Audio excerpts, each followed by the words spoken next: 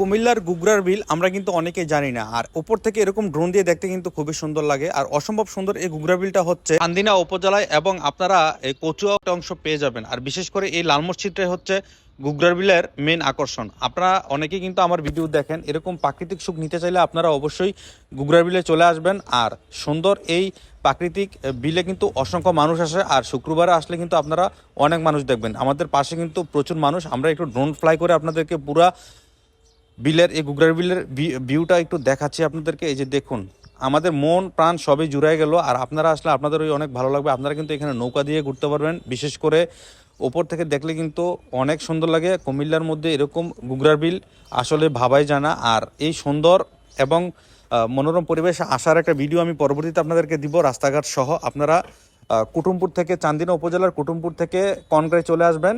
আর কনগ্রাই থেকে আসলে আপনারা গুগরার বিল বলে আপনাদেরকে সবাই দেখাই দিবে। আর এরকম গ্রামীণ পরিবেশ, এরকম ছাদ থেকে, রুফটপ থেকে এরকম গ্রামীণ দৃশ্য আপনারা উপভোগ করতে পারবেন। আর আমরা কয়েকজন ব্লগার ভাই এই গুগরার বিলের ভিডিও করতে গিয়েছিলাম, তো ভালো লাগলো মানুষগুলোকে দেখে। শুক্রবারে কিন্তু একটু বেশি জমজমাট হয়।